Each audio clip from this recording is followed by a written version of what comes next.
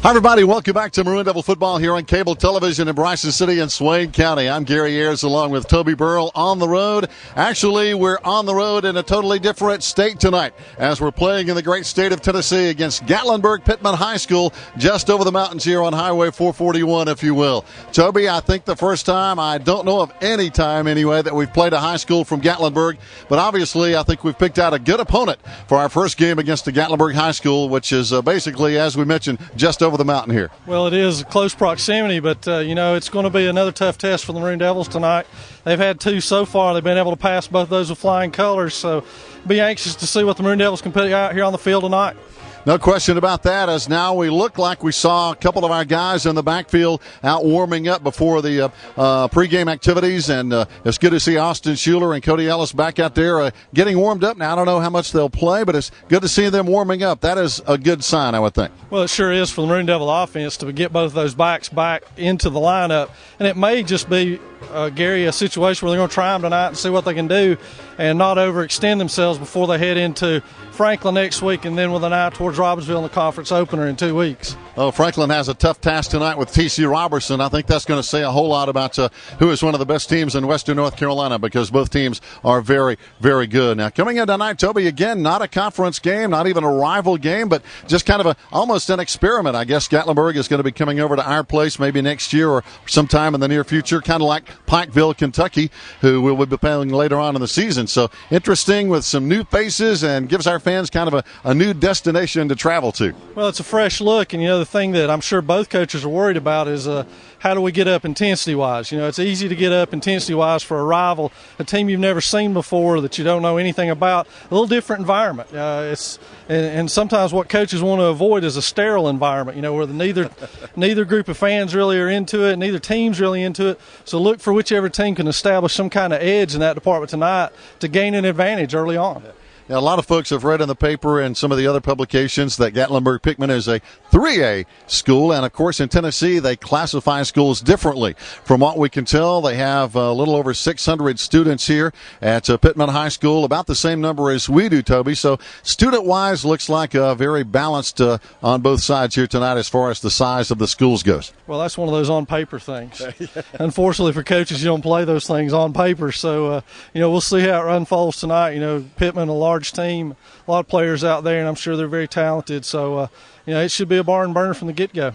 No question, as we've played 2A schools the last 2 weeks in East Henderson and Smoky Mountain High School. So, again, sometimes it's not, as we say, the old cliche, the size of the dog, but the size of the dog in the fight. But tonight should be a lot of fun. As you mentioned, some big kids out there on both sides of the ball. We'll see if Colby Hyde has another stellar night, as he has really been our go-to guy on offense with the run and even more so the pass. Well, he's had to the last couple of weeks with the depth in the backfield hurting because of injuries. He's had no choice, and he stepped up when they needed him to. That's the mark of a senior leader, which Colby is, and he keeps finding ways to do good things for this football team. And as long as he continues to do that all year, it's really going to help the Maroon Devil offense. Oh, no question. An intrastate rival, if you will, here tonight as we're starting a new one with Gatlinburg Pittman High School. We'll be back to kick it off in just a moment.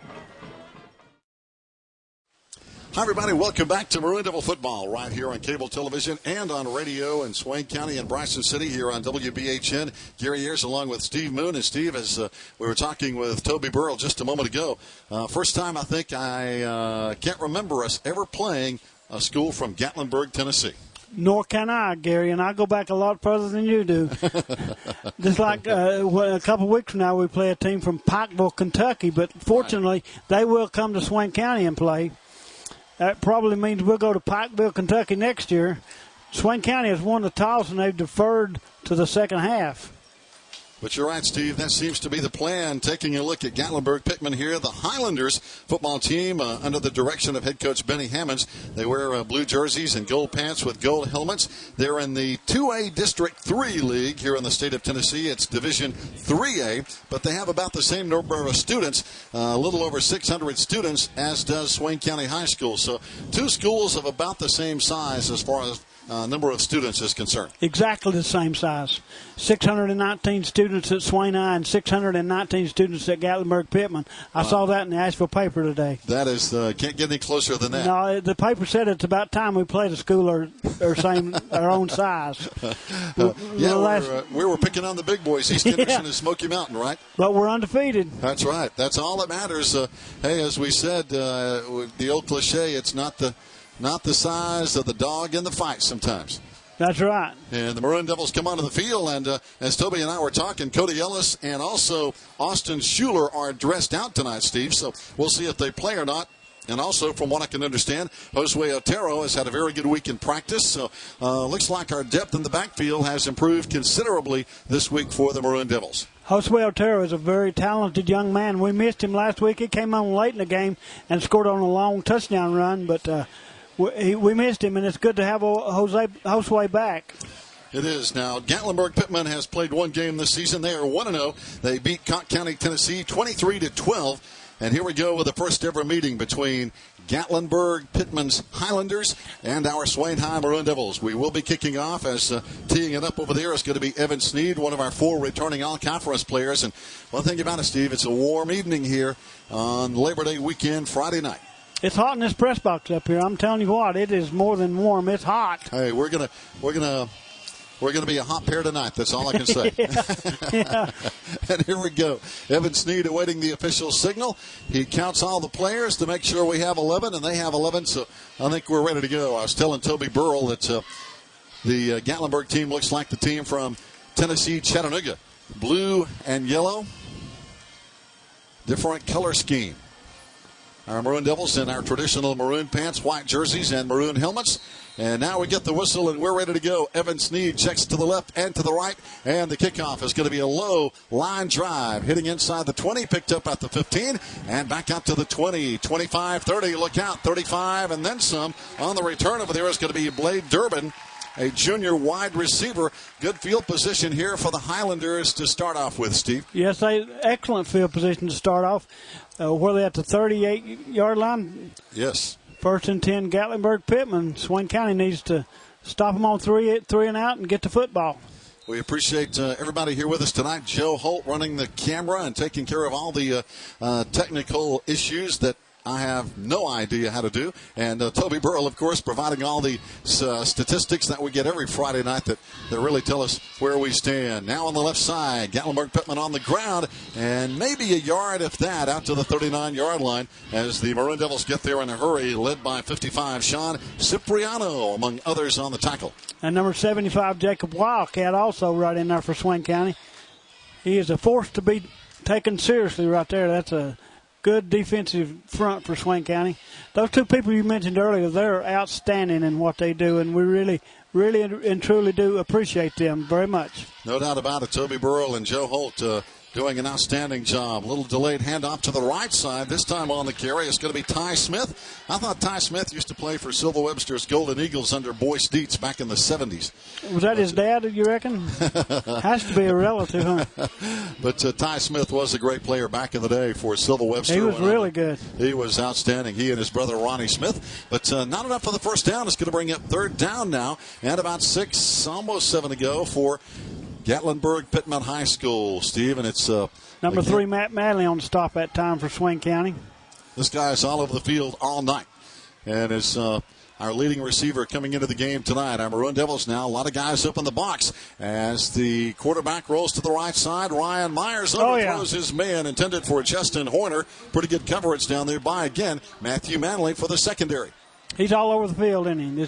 He is. Sideline to sideline. And he plays all night long. I mean, he doesn't hardly come out at all because he returns punts, he plays defense, he plays wide receiver. I mean, the guy is but I tell you, when you got a big play guy like that, you want him in the ballgame. He has excellent bloodlines. Yes, he has. Our athletic director, Frank Manley's son. His uncle wasn't a bad player either. Not bad at all. Steve Manley. Yeah, or Mickey, either one. And Mickey. And his grandfather was quite a coach. Absolutely. And that's Frank Sr. Now Gatlinburg Pittman will punt it away. Good high punt. Matthew back at the 26, fair catch, and good coverage by Pittman High School. It's going to be Maroon Devil football, 1st and 10. So, Steve, we get the job done on defense. Let's see what we can do with the football on the offense. And as Toby and I were talking about earlier, Colby Hyatt is really the key to this Maroon Devil offense. He's the leader. He's who we look to in a pinch, and so far he's stood up to the test, and he's been outstanding, absolutely outstanding. That's Jeff and Debbie Hyatt's son. Fine young man. He is the trigger man. He's going to be under center this time in the pro set. 2 backs behind him. Twins out to the right side. A 5-man front now for Gatlinburg Pittman. Colby keeps it on the quarterback option. Around the right side, out to the 33-yard line. And to me, that's the bread and butter play of this offense, Steve, is when he goes out there on the option, he can throw, he can pitch, or he can run. And most of the time, he'll just turn the corner, keep the football, and he really does a good job reading the defense. Yes, he does. He's an excellent reader, and he got a good lean on that. He gained a couple extra yards at the end of that play. It just leaned forward.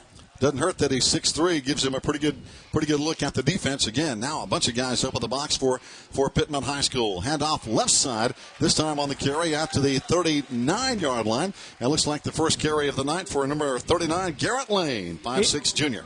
He had an outstanding game last week, Garrett Lane did. Yes, he did. I tell you, a nice win over Smoky Mountain High School.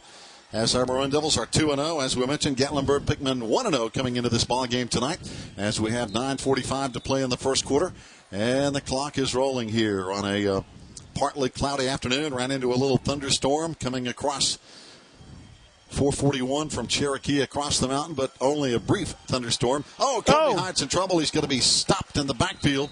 Got back to the line of scrimmage, barely, but that's going to bring up a 2nd down and still almost 10 to go. He didn't see the pressure coming from his blind side, but did see it in time enough to hang on to the ball there, Steve. And got almost back to the line of scrimmage to avoid a loss on that.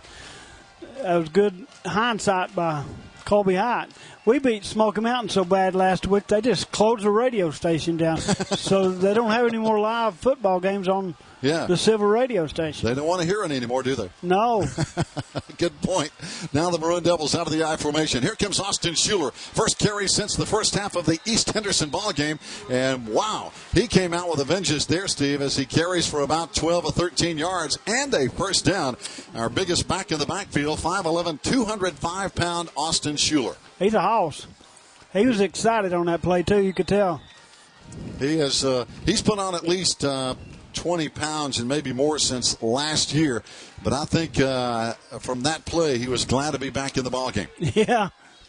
He has gained some weight. He's a lot bigger than last year because last year all our backs were small. This year, all of them are except Austin. Got a little more power in the backfield, if you will. Austin again, right side this time. Down just inside the 40-yard line. Austin Schuler again on the carry. Gets about almost 8 yards on the carry. So he's running with a lot of determination here after sitting out last week with that high ankle sprain injury. He was shedding tacklers and running over people on that play. You can tell his strength has really increased. So now we're looking at 2nd down. We'll call it about long 3 or a short 4, if you will, with 8 minutes to play first quarter. The Highlanders and the Maroon Devils here. 2 guys in the backfield behind Colby Hyatt under center. Hands off again. Lane, spin move, breaks a tackle. Has the first down inside the 30-yard line. That was a good spin move by Garrett Lane, Steve, to get the yards. Yeah, it was very good. And I can hear those people from Gatlinburg Pittman saying right now, wrap him up, wrap him up. Yep. Well, they didn't do it on Garrett Lane. He had a big gainer on that one. 1st and 10, Swain County. And you see so many times in football these days, a lot of guys like to hit with the shoulder pads, but if they bounce off your shoulder pads, hey, you're in trouble because they're going to get some more yards. Yeah, and as Garrett Lane did just then. Got to wrap them up. That is the key. Drive through and get your arms around them. Back to throw. Colby a little high. Looks like that pass was tipped at the line of scrimmage here, Steve, as it really sailed after it seemed to be tipped at the line. Could have been intended for Dustin Rich, but it sailed over his head, incomplete. 2nd and 10 for Swain County. So now on a Friday night before the Labor Day weekend, we hope everybody has the day off on Monday so they can do whatever they want to do, whether it's sleep late or go fishing or play golf or watch football. We have college football every night. Or see a lot of football, or watch this broadcast on Monday, which is on Labor Day. Football is on the ground. Gatlinburg Pittman has it. Colby Hyatt looks like started to make the handoff, and it's a turnover. Swain County drove it way down the field and looked like they were poised to go in for a touchdown, but it's turned over. Gatlinburg Pittman will have it on their 30-yard line? Yep, right 28-yard line. So the first turnover of the game, and let's see if the defense can stop Gatlinburg Pittman from turning this into points here. That was too bad. But again, I think the broadcast of this football game is at 10:30 on Monday, or 10 o'clock.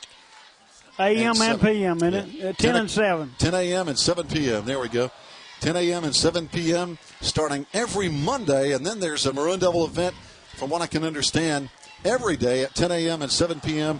on cable television. And thanks to Ken Warner, who makes that all possible. Thank you, Ken. We really appreciate it, my friend. And Steve, I think sometimes people take it for granted, but I don't know of any other high school in our area anyway that does that. No, I don't either. So it is a tremendous service, and if the school would hire some good announcers, it would be an even better broadcast. Yeah, maybe pay them a little better. Second down and 8. Back to throw. Down the middle. Oh, it's caught. Nice pass from the quarterback down to Blade Durbin. Number 12 down to number 10. Pretty good coverage down there, but a good catch by Durbin. And the biggest play of the night for Gatlinburg Pittman. It's 1st and 10 at the Swain 48.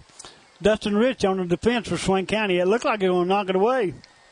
That was close. Pretty good coverage again, Steve, but just a well-thrown pass there from Ryan Myers. We'll let them have that one, but not another one. 1st down and 10 now. That's the first down for Gatlinburg Pittman, I believe, wasn't it? Yes, indeed. Just between guard and tackle, they stay on the ground and get about 3, maybe 4 more just inside the 45-yard line. Jacob Wildcat, number 75, on the stop for Swain. That was just good, hard-nosed running that time by Gatlinburg Pittman. Yes, indeed. Talking about Wildcat, Steve, I really think with his size at 6'4", 258, only a junior, he has the size. And, if he really works hard, he could be playing on Saturdays after he graduates Swain County High School. Yes, he does. He's got the size which you cannot teach. That's it. And it's up to him. It's up to him what he makes out of it. That's it. Got a lot of natural ability that God and his parents gave him. And if he has the desire to do that, then I think he has a shot at it. As Gatlinburg stays on the ground, not much on 2nd down. It's going to bring up 3rd down and 5. Big play coming up right now, early in the ball game, but it's a big play, 3rd and 5 for Gatlinburg Pittman at the 43-yard line of Swain County. Next week, or actually this Friday, as you're watching this by delayed broadcast on cable television, but if you're listening live tonight on the radio, next Friday we're going to be over at Franklin High School, and they have a tangle tonight with T.C. Robertson and 2 outstanding football teams. Back to throw, Myers again, looking. He's going to tuck it and run, and he's going to have trouble. Sacked at the 48-yard line. Leading the charge in there is Jared Turbyfill. Also in on the stop, Steve, Peyton Parker combining on the sack. Number 60, Peyton Parker, and Jared Turbyfield, our high sheriff, Curtis Cochran. That's his nephew. So, their quarterback fought the law and the law won. Is that what you're saying? Yeah. You don't want to fight the law. 4th down and 9 now. The Highlanders are going to punt the ball away. Getting back deep is going to be Matthew Manley, who had a fair catch last time. We forced the Highlanders to punt it away. 4:29 to play in the first quarter. Still no score. Good high punt angling away. But Matthew is there. Fair catch again at the 14-yard line. So we'll have another crack at it here, Steve. As again, it's, I tell you, on Friday night, talking about the Labor Day weekend and having time off, but Friday night, there's not a better place to be than watching Maroon Devil football. Well, that's the truth. I don't care who you are. That's the truth. I love high school football, and Swain County has such a tradition here. I mean, we believe in winning. We believe in hard-nosed, good, clean, hard-nosed football, and it's such a joy and a privilege to come out and watch them play. It really is. It is a lot of fun every Friday night. Now, 4:21 to play, first quarter, no score yet between the Highlanders and the Devils here. Twins on the right side for Colby Hyatt. As he kind of a long count there. No tight end on the set. And he hands off to the right side. It's going to be Austin Schuler again for a short gain out near the 20-yard line. What did he get, about a couple of yards? Yep. Let's see. Actually, more than I thought. Almost 4 yards on the play. A long 3 or short 4, if you will. So a good gain there from Austin Schuler, who already has 24 yards on 3 carries. That's an 8-yard average. That's I like those numbers. Yeah, that's a really good average. I don't care who you are. That's good. That's a good average indeed. 3:50 to play now. 0 still on the scoreboard for both teams. Again, Maroon Devils 3 wide receivers this time. Looking to the right side. Colby Hyde is going to be sacked to the backfield. Getting in there, coming in on the blitz was Ty Smith. He's one of their linebackers. And again, we saw Ty earlier, and Ty Smith has been a busy man for Gatlinburg. He's a good player. Yes, indeed. Somebody got to block him, though. Hey, that's the key. And a couple of times this year, we've seen Colby have to kind of run for his life a little bit. But I think when the opposing teams watch the film, Steve, they see the ability of Colby to throw, and I think that's been our go-to offensive threat is passing the football. Then if you've got a good quarterback, you're going to have to put some heat on him. Yeah, you sure do. So, and they have Colby is really good at running that option, but if he has to, he can drop back and throw the ball. People have seen that, and he's a dual threat. He really is, and as you know, a lot of times defenses like to disguise themselves, whether they're going to bring the blitz, where they're going to bring the blitz from to try and confuse the quarterback, because that's the only way basically to slow a good quarterback down. 3rd down and long now, need about 17 or so. Colby from way back near the 7-yard line. Tosses it in the backfield, and Austin Schuler may be caught for a safety, but they say he was on the 1-yard line. They actually tackled him and forced him backward, but now on 4th down and over 20 to go, we're going to have to punt it from our end zone, and we have to be careful not to step out of the end zone. This will be touchy. I mean, poor execution that time for Swain County. No doubt about it. That was just poorly executed, and now we got 4th and very long. Evan Sneed is, and literally, Steve, he's almost standing on the back of the end zone. If the snap has got to be just right, because if it's high, if he steps out, we're in trouble. Good snap, end over end punt, and it's a good one. It's it takes a straight up bounce though. Maroon Devils don't get much on the roll. So at the 32-yard line of Swain High territory now, Gatlinburg Pittman has the football, Steve, and we can't give them this good field position all night because they're going to get us sooner or later. No, we need to improve on our field position. We really, really do.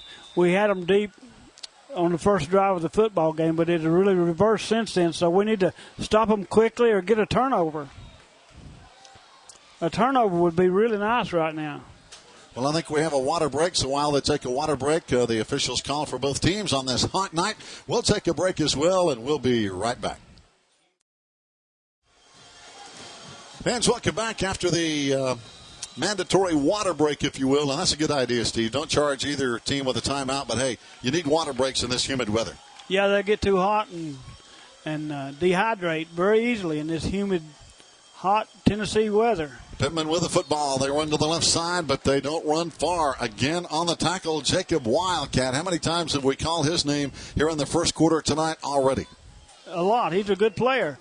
There's a big crowd here from Swain County. We really travel well. I mean, look at the crowd over for Swain. And we got to see it. Stands almost full. Yes. A wonderful band, wonderful people. And I tell you, you take a look at the people on each side, and it's a sellout crowd tonight on both sides. Gatlinburg Pittman, a great crowd. Swain High, a great crowd. Myers back to throw, knocked up in the air, but it's going to fall down incomplete now. 3rd and 10, isn't it? So right now, Steve, defense is dominating on both sides of the ball with this score at 0-0. No score in the ball game. So far tonight, Gatlinburg Pittman 9 total yards of offense here in the first quarter. Ty Smith leading the way, 5 carries, 12 yards. DJ Ball, 1 carry, 1 yard, and now we're looking at 2nd down and 8. Check that, 3rd down and 8 for the Highlanders. So a big 3rd down at the 30-yard line of Swain High. Need to stop them. Don't want to let them get any closer. This time they shift the offense around. We got twins over here on the right. We got twins over on the left. One back right beside. And it's going to be Durbin getting the snap. And he's going to carry the football, but he runs into trouble. And again, there is Jacob Wildcat, number 75, to stop him for a loss. And that'll bring up 4th down. Jacob stayed at home, and it paid off for him. He got the tackle as soon as the quarterback faked the handoff. Jacob Wildcat was waiting on him, and kabam. 5 tackles tonight for Jacob Wildcat. Already, we weren't just kidding. In the first quarter. That's amazing. So if he keeps it up, that makes a 20-tackle night, and that's extremely rare. Yeah. Keep it up, Jacob. Keep it up, Jacob. Let's go, Jacob. I'll be honest, Toby might remember, but you don't have too many players who have 20-tackle nights. Not too many. At any level. So now it's going to be 4th down, and they're going to try to hang this one high. And this one's going to go angling toward the sideline, and it's going to be out of bounds. So it is going to be out of bounds at about the 3, 4, 5, 6. He walks it off 7, 8. About the 7.5-yard line is where the official is going to spot it, Steve. So no return. Our ball with 38 seconds to play in the first quarter. Good kick by the kicker for Gatlinburg Pittman. Anytime you can get it inside the 15-yard line, out of bounds, you've done your job very well. That is a good job, and this is a good football team. Over 40 folks on the roster, about 9 seniors, 11 juniors. Football is a good tradition here at Gatlinburg Pittman, just like it is in Swain County. They like their football. You can tell by the people in the stands.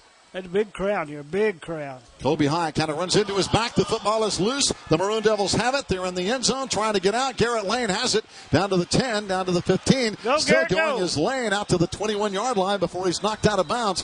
But that could have easily been a Pittman touchdown, Steve, because the ball was popped loose and it was in the end zone. Thank goodness for Garrett Lane. He was on the football, picking it up, running around in the end zone. Very exciting play as he finally got it out for a good gainer out to, the 21-yard line? Yes. 1st and 10, Swain County. And again, a play that could have been disastrous for both teams. Again, the quarterback, Colby High, running into the running back on the exchange. The ball popped loose, rolling into the end zone. And it was there for the taking, and Garrett Lane scooped it up and took off. Just trying to get out of the end zone and got a pretty good return out to the 21, 22-yard line now. 26 seconds to play, first quarter, and again, no score. Defense dominating here in the first quarter. Colby, again, a little trouble on the exchange. This one to Austin Schuler. And I think some of that trouble, Steve, is not necessarily our guys, but the fact that Gatlinburg Pittman is getting in there causing some chaos in the backfield. They got a good defense. They've been in a little, but they're not broken, so we need better field position. Colby looking, and that's going to be the final play of the first quarter as the teams will swap into the field, if you will, and our score as we go to the timeout.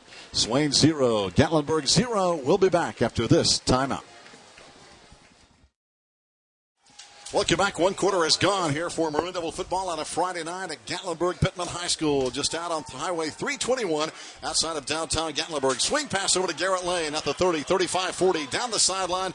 And this has to be our biggest offensive play of the night here, Steve, but it might come back. Penalty flag back up at the line of scrimmage at the 20-yard line, and normally that's against the offense. Normally it is, but we shall see. Yeah, it's against the offense. That's coming back. But a big play by Garrett Lane. He went a long ways, but it's all for naught. Outstanding play and great execution down the left sideline, just setting up a screen over there. But as you know, sometimes on screens you either have a holding call or a block in the back. That time it was holding. Yes. You like to hope it's not against the offense, but probably 95% of the time on a running play, it's against the offense. It's just that law of averages, I guess. Still no score in this football game. Swain County with the ball. I tell you, this Highlander team, impressive so far, Steve. They have good size up front. We'll tell you about some of those big guys in just a moment, as now the Maroon Devils have it on a 3rd down and 22. So got to make something happen, and now we got folks jumping offside. One of those was one of their interior linemen jumping off a little bit early over there. One of them is Luke Joslin, 5'11", 205-pounder. Also, a couple other big guys. Here's a big one, Steve. Ty Harrell, a senior, 6'6", 275. He's a big boy. He's a healthy young lad, no doubt about it. Yes, you better get some pads on him, or he'll disrupt your offense. He lines up over there on the left side defensive end. So, again, they have plenty of size on the Pittman team. Very competitive unit here. as Colby Hyatt hands off misdirection this time to Austin Schuler. He gets 2, maybe 3. It's going to bring up a 3rd down now, and still about 15. That was 3rd down, wasn't it? Well, I thought it was as well, but the clock and the on the field numbers were different. So now they're saying it's 3rd down. Okay. So that's good for us, right? That's good for us. We have another chance at it. Got another shot. So Twins on the right side. This time, Colby Hyatt standing in the shotgun right between his 2 backs. They're in to block for him. He fires. Timing pattern right side. Matthew is there. Pass overthrown. Pretty good coverage as well down here. But again, they were putting heat on Colby Hyatt. Even, Steve, with 2 backs in there blocking for him, they were still putting pressure on Colby Hyatt. A lot of pressure. He had to rush that throw, and it was incomplete, so that brings up 4th down and 15. Swain County will have to punt. So far tonight, Maroon Devils 50 yards on offense. That's running the football on 13 carries. Gatlinburg Pittman 8 carries, 9 yards on the ground. And this punt is going to be going out of bounds. So again, the Highlanders of Gatlinburg Pittman High School will get the ball inside Maroon Devil territory. And as we mentioned, we'll say it again, Steve, you keep doing this, and the law of averages, they're going to get you sooner or later. Sooner or later, we need to play on the other side of the field. 47-yard line of Swain County, 1st and 10, Gatlinburg Pittman. But again, a standing room only crowd on both sides of the stadium here. And that's good. That'll get this rivalry off to a good start. We'll play next year over at Swain County High School, but a good crowd here on both sides. That makes a good gate. That keeps the athletic directors happy. Myers back to throw down the left side. Our defensive back had a stumble, and it's going to be touchdown for Gatlinburg Pittman. Down to Clay England from Ryan Myers. Our defensive back down there, I think that was Sean Webb. He kind of got his feet tangled up at about the 15-yard line. That caused him a little bit of a hesitation, but there's a penalty flag down. Steve, that touchdown is coming back. Oh, my, good. We were very fortunate on that because he beat that defender, Sean Webb. It was a touchdown for Gatlinburg Pittman, but it is coming back. So we saw a good run by Garrett Lane, wiped out by a penalty, and the same thing here on this particular touchdown pass from Myers downfield. So, again... illegal motion against the offense was the call. Yep. So, again, 2 big plays now, called back because of penalties for both teams. That one even bigger for the Highlanders because that one was 6 points in the end zone. The only touchdown we've seen tonight, and it's wiped off. So we still have a scoreless tie with 11 minutes to play in the second quarter. Here comes the Maroon Devil defense. Leading the charge over there was C.J. Shepard, and coming on with the finishing tackle over there is Sean Cipriano. Good work on the defense. Absolutely. Good pursuit by Swain County. Good way to come back after that touchdown pass, which was called back. They'll bring up 2nd down and pretty long now. About 20, I guess, isn't it? Yes, indeed, Steve, you're right. 2nd down and long, 10:21 to play. Second quarter, no score yet. Receivers for both sides now for the Highlanders. Out of the I formation. Quarterback looks one way, runs the other way. A little swing pass is going to be complete, but what a shot over there. And the pass is going to be incomplete. No good, yeah. And that was broken up by Matthew Manley as he put the helmet to Justin Horner and knocked that loose. He timed that perfectly.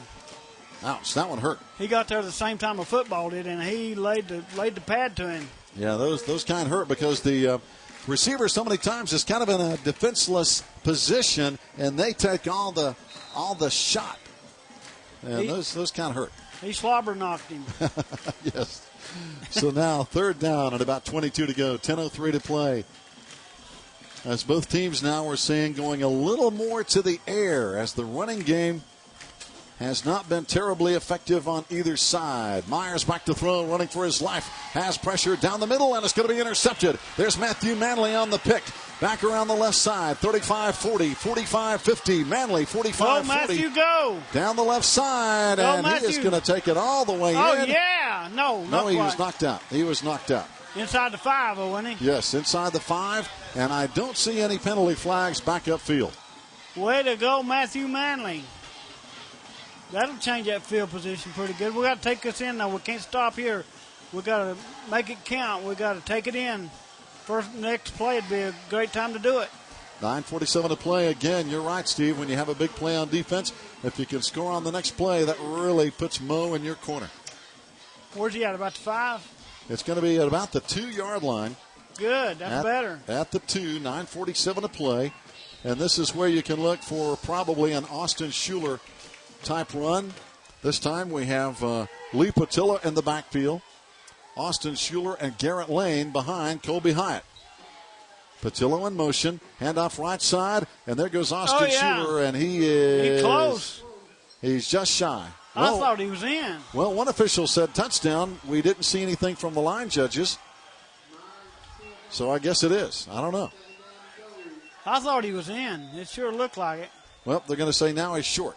But I thought one of the officials in the back of the end zone said touchdown, but not the case. He's on about the 1-inch line. Yes, he is inside the 1-yard line and then some. 9:15 to play. Second quarter, 0-0. Colby Hyde hands off, and it's going to be Austin again. And this time I don't think there's much doubt, but we still don't have. There's there it is. Yeah, finally the signal. Touchdown, Swain County. Austin Schuler on the short 1-yard gain. Swain County jumps out on top, 6-0 in the second quarter. And Steve, that's where, talking about your bigger backs, that's where the bigger backs really come in handy when you need some power down inside the 5. That really helps, don't it? So now we're going to line up, and it looks like we're going to kick. Evan Snead is there. Matt Manley is on to hold. We're waiting for one more lineman to get in there because if you don't block them, it's going to be bad news.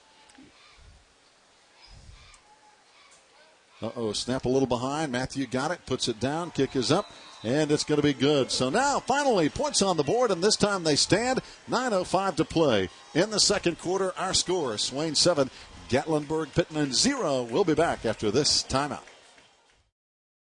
Maroon Devils will kick it off. Evan Snead to tee it up after the touchdown to make it a 7-0 ball game here in a real battle at Gatlinburg Pittman High School. This one is going to be finally picked up down near the 15-yard line by Blade Durbin.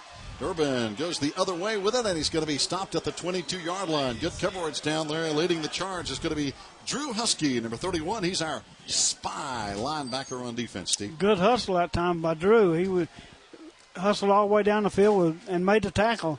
First and 10 for Gatlinburg Pittman at their 20-yard line, 23-yard line. Yep, you're right on the money with 8:55. It's been a long first half here tonight. It sure has. Still almost 9 minutes to play here, but both teams are throwing the ball a lot. As a matter of fact, talking about rushing, Swain 15 carries, 52 yards. The Highlanders 9 carries, 2 yards on the ground. We'll check some passing stats here a little bit later as boom. Myers hands off, and right there to stop it is Sean Cipriano, a 6-foot junior for the Maroon Devil defense. And he made a good tackle. I mean, he run right into him, and he took him right to the ground. And again, defense has kind of dominated here tonight so far.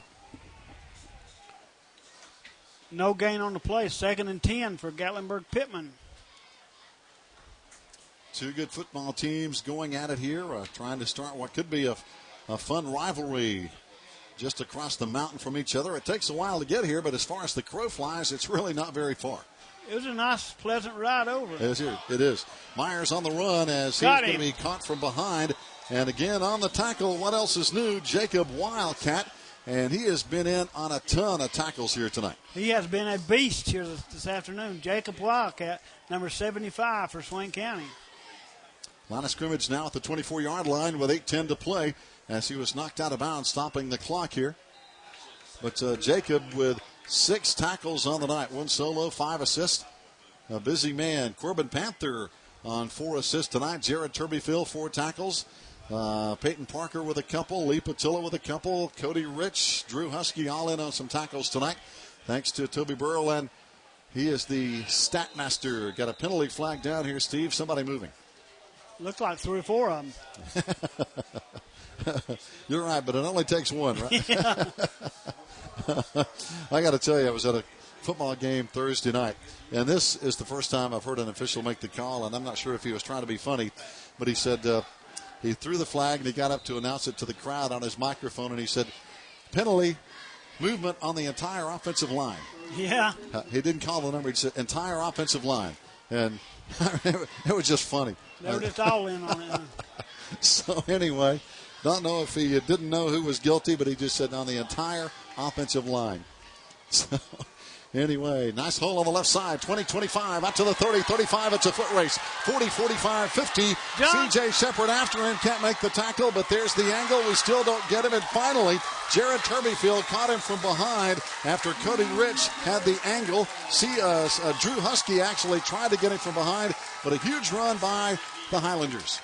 In the famous words of Coach Jim Valvano, don't never give up, don't never give up. And Jared Turbyfield did not ever give up, and he finally was able to come around and make that tackle after a long journey downfield to the 16-yard line. Huge run. 64 yards. And again, that was 64 yards. As again, nice run by DJ Ball on the carry number 39. The biggest offensive play of the night. I mean, that counted without a penalty. Yeah. That was it for the Highlanders. Now they run to the left side, but not much there. On the tackle is going to be Garrett Lowe. Nice stop over there of Ty Smith. But, Steve, from what we've seen here in the first half so far, this has been a dogfight, and I think it's going to be a dogfight right to the end here tonight. It's going to be. Both teams have really come to play, and nobody wants to go out a loser. And it's a good football game. Yeah, both teams have some balance on offense, and both teams play good defense. We've seen that already. 7-0 here, 7 minutes to go, first half. As the Highlanders will line it up in the shotgun. This time, again, it's going to be Blade Durbin to take the snap from the center. Hands off right side. Nice hole. Now down to the 10-yard line. It's going to be, looks like Clay England, number 24 on the carry. And he is stopped down there by our Corbin Panther. Number 61, Corbin Panther on the stop for Swain County. Now they're getting into the red zone here, Steve, at the 11-yard line. Third down. 6:28 to play in the half. Third down and about 5 to go. So, again, a key third down play here, obviously in 4-down territory, but this could, a good defensive stop here, force Gatlinburg to try to kick a field goal maybe. We'll see. Quarterback in the shotgun again, hands off. Boom, basically yes. The same play again, and England is wrap knocked backwards. We didn't wrap him up. And now comes number 31 to wrap him up, and that's Drew Husky, and he wrapped him up at the 25-yard line. A huge loss. When Drew got there, he meant business, and he took him to the ground with a flourish. I mean, fourth and how much? About 11, 12? Hey, I think you got to try to kick a field goal here or just maybe try to go for one in the end zone. You don't want to punt it here, I wouldn't think. We'll see what the strategy is from the Highlanders, coached by Benny Hammonds, the head coach here. What do you think I'd do? I think I'd go for it. I do too. Because if you try to kick a field goal, it's going to be at least probably 37, 38 yards, and that's a long high school field goal. But there again, it depends on how good of a kicker they have. We have no idea. You're going to let the clock run down and call a timeout here to talk it over with 5:20 to play in the second quarter. Our score from Gatlinburg, Swain 7, Gatlinburg 0. We'll be right back. Back live here at Gatlinburg Pittman, talking with our friends here in the press box. This is a substitute kicker here for Gatlinburg. He has never kicked in a high school game. We'll see if he can kick one 40 yards away. He's a soccer player. The snap is a bad one. The holder has to try to pick it up and run with it. He's looking for somebody to throw to, getting a block. Now fires downfield, is complete down to the 9-yard line, but there's a penalty flag down. And, Steve, that was almost enough for the first down. Almost.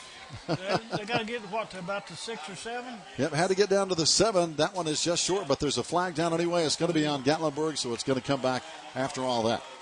I don't know. We might take the play. We get the ball. That was 4th down, so if we take the play, then it will turn over on downs to Swain County. Let's see what the officials are going to mark off here. They're going to step it off against the Highlanders. Again, a bad snap.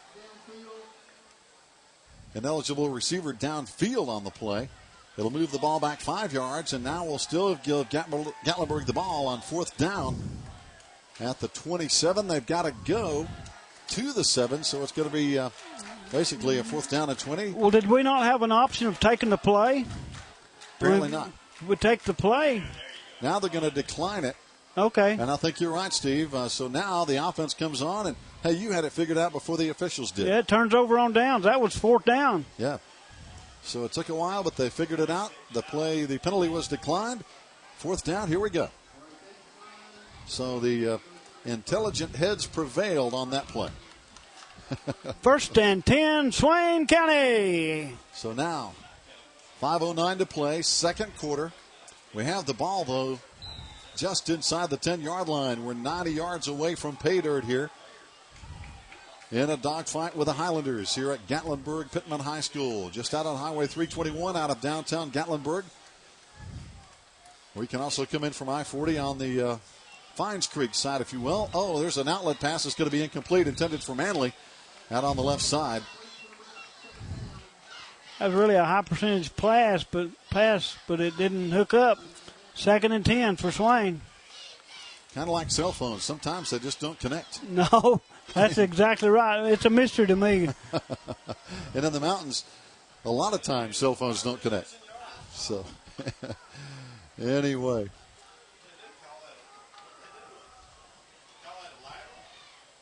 So apparently, let's see, are they going to spot the football now back at the original line of scrimmage, because that was an incomplete pass back near the 10.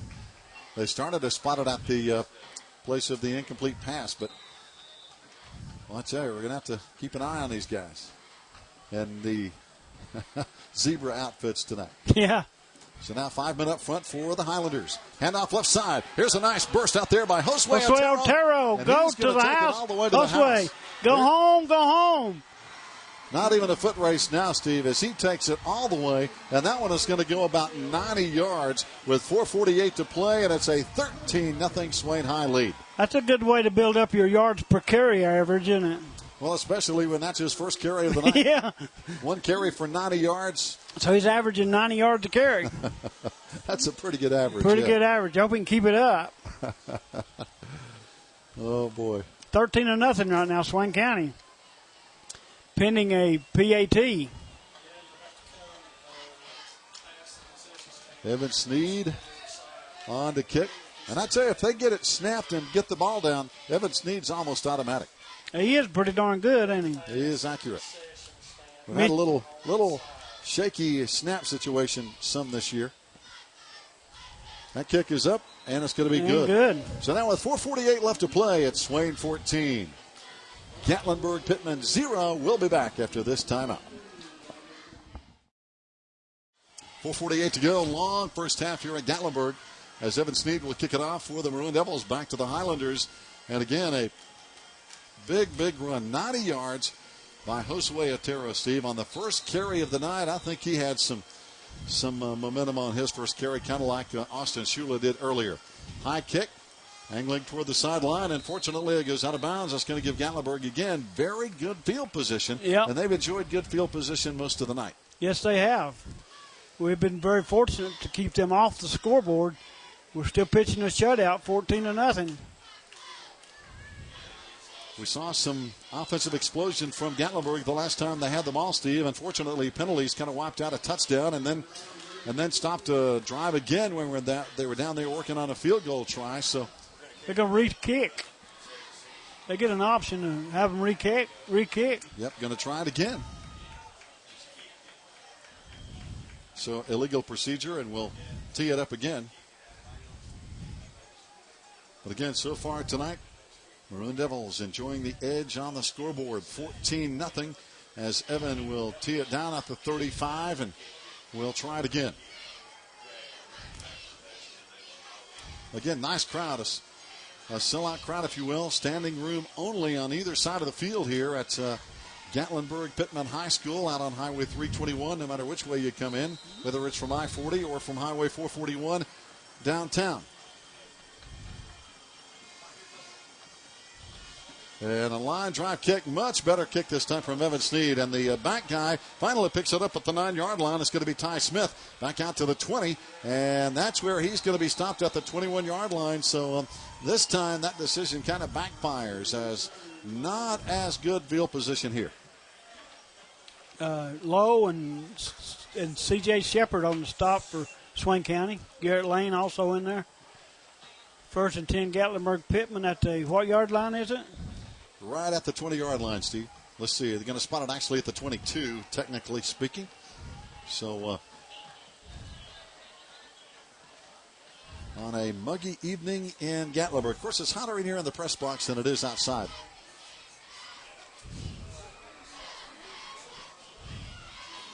A warm night inside, but it's got to be cooling down outside is all we can say. Here comes... Boom, yes. The quarterback almost dropped it. He was hit from behind and almost lost the pigskin there, Steve, as we had good pursuit over there by Lee Patillo. That was really good pursuit, and he made a good tackle. He wrapped him up and took him to the ground.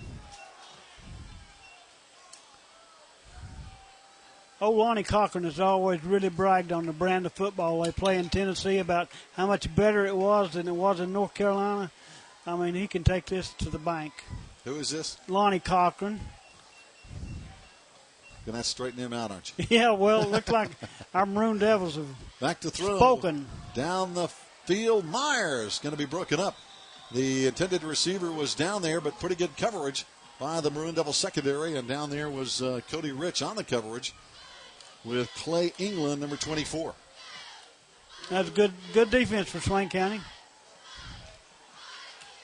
I tell you, the South, famous for high school football, Steve, especially in the states of Georgia, Florida, and Texas.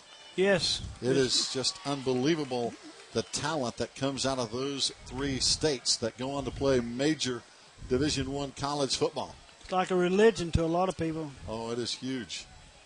And some of the high schools in those states are huge as well. Yes, they are. Myers swings it out. It's going to be complete this time to England. He's going to be corralled over there. Good tackle by Garrett Lowe. And again, the Maroon Devil defense getting it done, Steve, with 3:45 left to play in the first half at a 14-0 Devil lead. Number 75, Jacob Wildcat, also over there for Swain County. He's been everywhere this afternoon. Yes, he has. Fourth down coming up. So the Highlanders are going to be punting the ball away with 3:43 to go in the half. And a timeout looks like it's going to be called by the Maroon Devils, and we'll take a timeout as well with a score of 14-0. We'll be right back. Welcome back now after the timeout. Gatlinburg Pittman is going to be punting on 4th down and 13. Matthew Manley back to return out near midfield at the big gold and blue GP helmet out there in the 50-yard line. Here's a beautiful punt. Manley is not even going to think about it. Goes out of bounds anyway, so no return. So a good job by the punt unit of Gatlinburg Pittman High School here, Steve, as you got to keep it away from people like Matthew. Yeah, you do. He's a big play artist, and he could very well have broken that and took it all the way back. So Gatlinburg Pittman using their head, I guess, a little bit afraid of him and kicked away from him and out of bounds. And that's why I think the timeout was called to kind of try to maybe set up a good return, and Pittman did a good job kicking it away. So don't put it in the hands of the playmakers. Now Maroon Devils have the football, and we have our playmakers on the field. Colby Hyatt under center, two backs behind him, twins on the right side. And again, Josue Otero is going to be in the backfield again, and he gets the call again. And he carries this time for a short gain. I think his average got cut in half on that one, Steve. It about did. It about did. Carry for 90, it's 2 carries for 92 or so. Yeah. Went from 90-yard average to a 46-yard average, just like that. Yeah, on one play. I mean, yeah. Where's the justice in that? Wham, bam, thank you, ma'am. Yeah, it's Toby says, hey, statistics don't lie. Or as I say, numbers don't lie, but how does that goes? I'll figure it out in a minute. There you go. Figures never lie and liars never figure. That's it. Colby on the keeper. Colby around the right side on the keeper down to the 26-yard line. That looks like a first down with 2:50 to play. Oh, boy. Inside the 30 at, the 26-yard line. Yes. 1st and 10, Swain County. How much time's left, Gary? 2:49 and counting. Again, it's been a very long first half. We've played almost an hour. Now, we're not even to halftime yet, so one of those nights here. Colby under center. Pro set backs behind him. He's going to run the option, hands off left side. This time it's Cody Ellis, one of his first carries of the night, actually. We haven't seen much from Cody so far tonight. He had a big game last week against Smoky Mountain, but he did. Nothing yet tonight. But I'll tell you, as we've seen so far tonight, again, just give credit to the Gatlinburg Pittman defensive line, but they've been hard to run against between the tackles inside. Yes, they have. They really have. And the yardage we have been able to pile up has been through the air and around the outside for the most part. This time Colby is going to be moving up under center. Receivers left and right. Again, runs the option. Hands off. There's Way. And all the way down to the 7-yard line before he's ridden out of bounds down there by Blade Durbin. So first down and goal, Maroon Devils. He was brought down by a fingertip, looked like on that. Looked like he was taking it all the way in, but just a finger. And he's down first and goal for Swain County. 1:46 to play in the first half. And again, Josue has really had a good night tonight running the ball, Steve. What a night for Josue Otero on the night, carrying the mail. He went into triple digits with that carry. 3 carries, 108 yards. That's still a pretty good average of 36 yards a carry. Colby under center again. First and goal at the 8-yard line. Long count, and let's see if anybody jumped. I don't see any flag. They probably got back in time. So Pittman got back. Even though they jumped, they got back okay.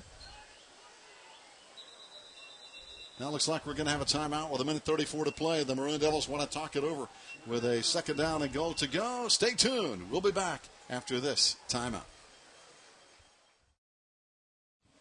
After the timeout, Maroon Devils looking at second down and goal to go from the 4-yard line. 1.5 minutes to play in the first half. Colby Hyatt under center. He's got Otero in the backfield along with Austin Schuler right behind him. And he hands off right side. It's going to be, can't tell, but coming up short is going to be Austin Schuler. A little bit short, yeah. He gained maybe a yard, didn't he? Maybe 2.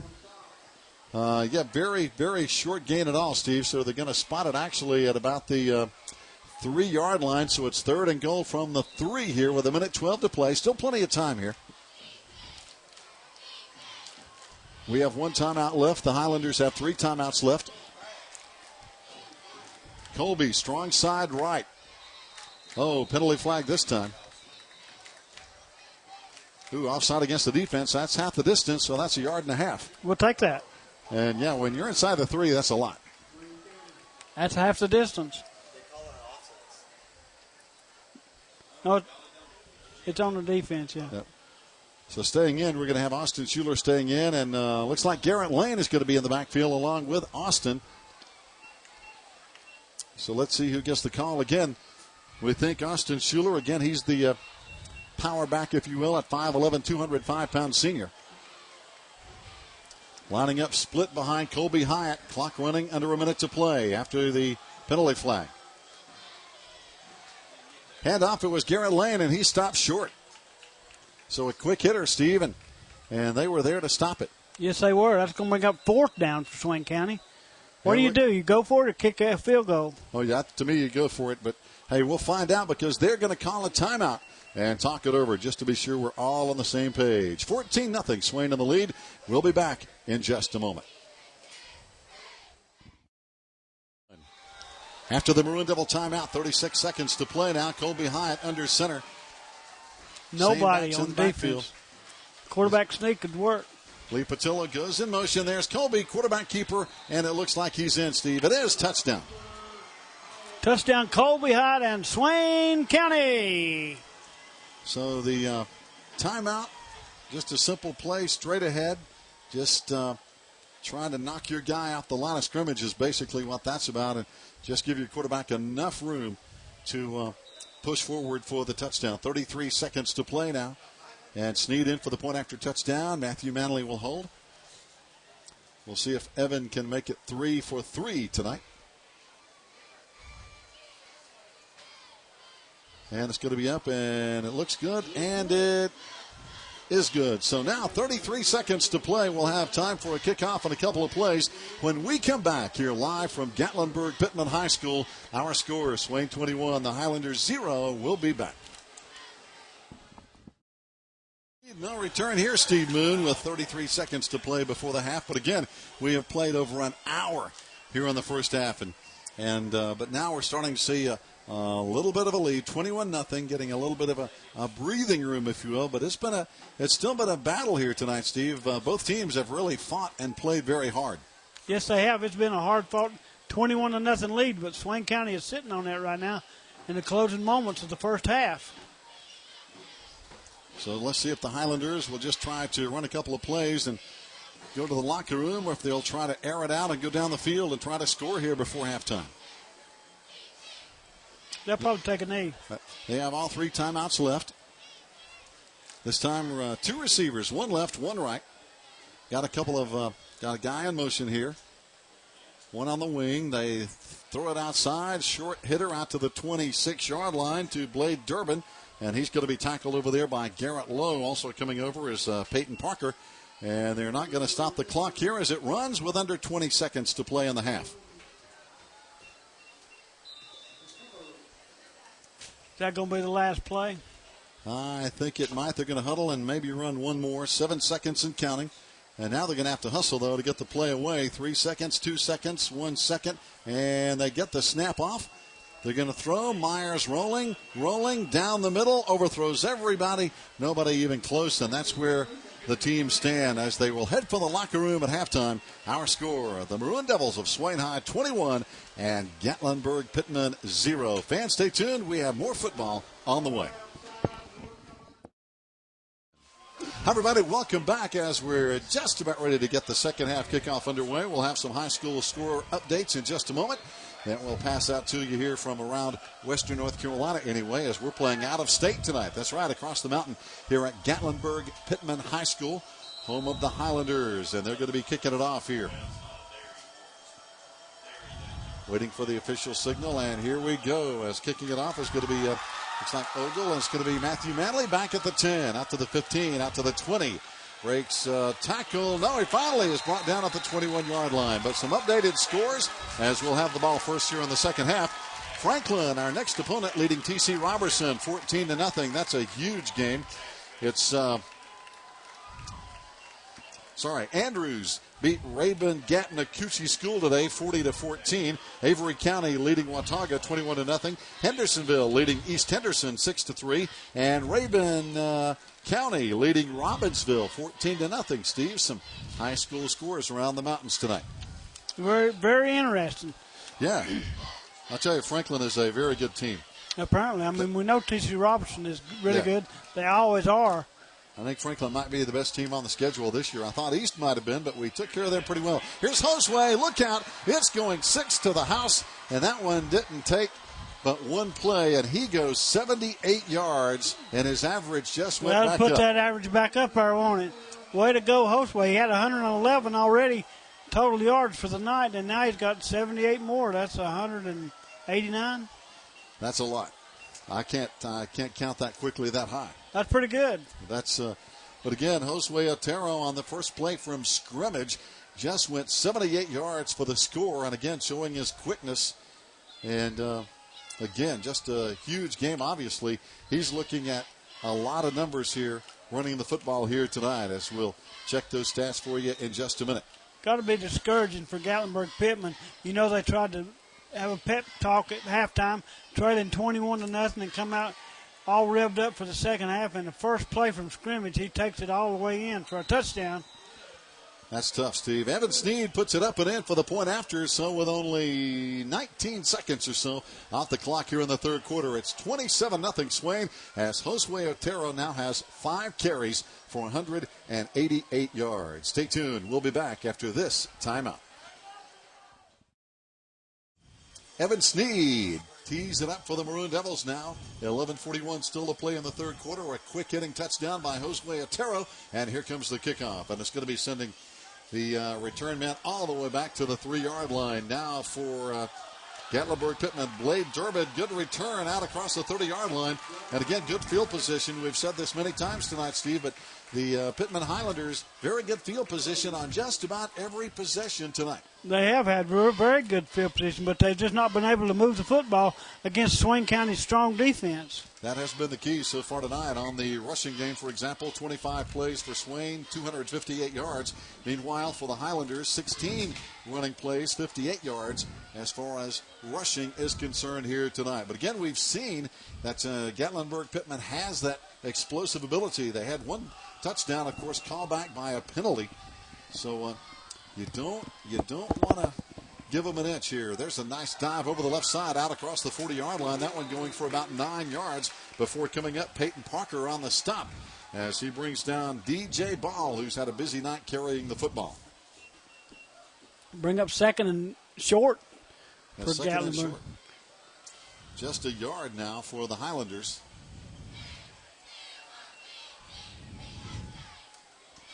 So now 11:15 to play. We're in the second quarter. Clock is stopped. Second down. Now the officials finally wind up the clock.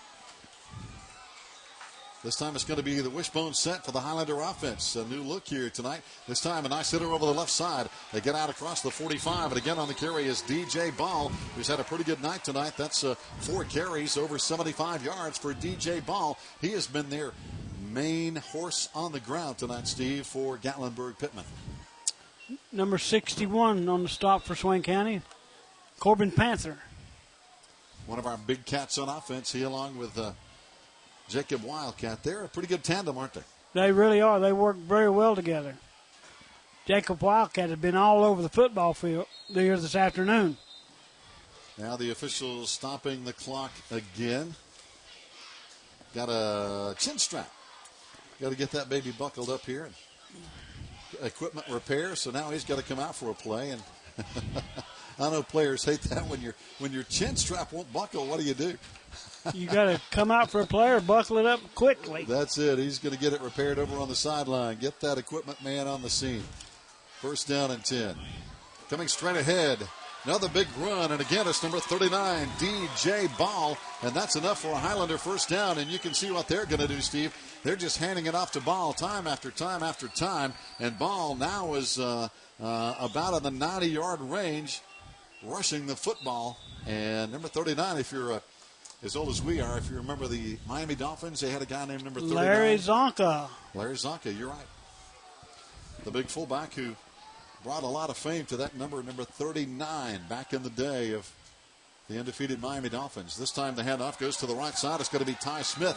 Ty Smith gets about 7 or 8 more yards down inside the 35-yard line. And Steve, this Gatlinburg Pittman running game has come out, and they're showing some commitment here and some determination to run this football, and they're doing it very well right now.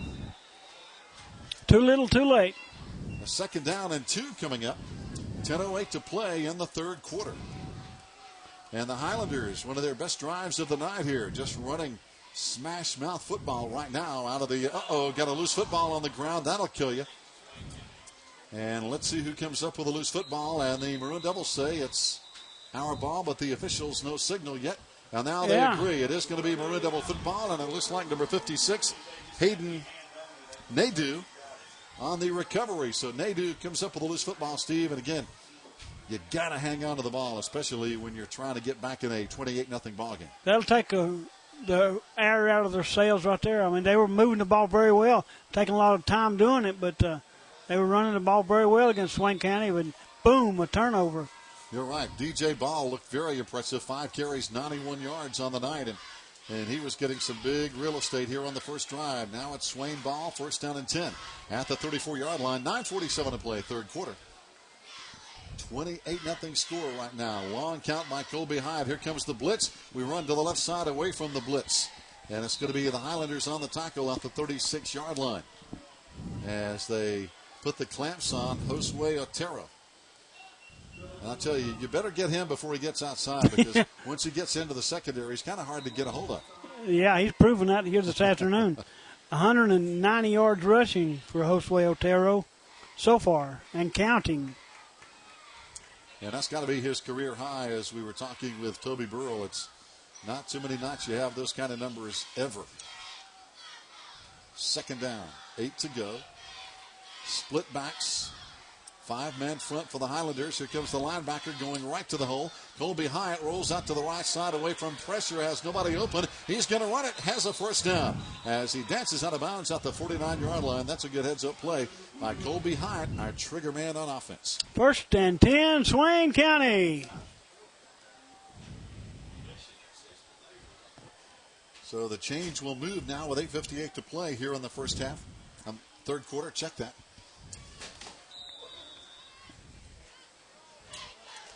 I got Toby Burrell all messed up when I said first half and got too excited on me there. Third quarter. Third quarter. Oh, boy. First down. Just outside the 50-yard line. Again, long count by Colby. Fakes the handoff over the middle. Oh! Throws a wide open Lee Patillo. Lee had some steps right down the middle. Pass a little too tall. And Colby knows he had 6 on that one. And he's going to have to tell Lee, hey, Lee, my bad. He was wide open. And he does. He kind of says, as Lee comes back to the huddle, he was open without a doubt. So nothing ventured, nothing gained, I guess. Second down and 10 now. 49-yard line. 8:53 to play. Third quarter. Here on a Friday night, the first Friday in September, getting ready for what we hope is a safe, enjoyable Labor Day holiday. 6-man front now for the Highlanders. Here comes Josue again. He's going to be hit in the backfield, and he's going to be wrapped up this time. And on the tackle is going to be Terry Phillips, a 5', 217-pound senior. Phillips got him, and he wouldn't let go. This time it's going to be a loss on the play. Back to the 44, a loss of 5. Third down and 15. Third down and 15. If Swain County wants to keep the football, it's a big play. They need to convert. Colby High taking his time, looking to the sideline. Of course, obviously, the Maroon Devil offense wants to use as much time as they can, even if they're not scoring or picking up a lot of yards. You want to kind of be slow out of the huddle. Use as much time as you can. Oh, we used too much time that time. We had to call a timeout to avoid a delay of game penalty. So a timeout on the field with a score 28-0. We'll take a timeout and we'll be back. After the timeout, third down and 15. Colby High to the shotgun. Got people jumping. Now, who's guilty? I believe our right tackle might have jumped a little early. Their left defensive end jump, but hey, they can do that and get back, but our tackles can't move. But it's going to be offside against the Highlanders. Kind of a surprise on that penalty. Is I thought we moved, but the official said it's going to go the other way. So now it's going to bring up a third down and still 10, though. That only gets 5 of them back. Gatlinburg jumped way offside, but it did look like they had time to get back. Yeah. But the call goes against them. Yeah, kind of what I thought. So here we go. Third down and 10 now. Colby still in the shotgun. Twins on the right side.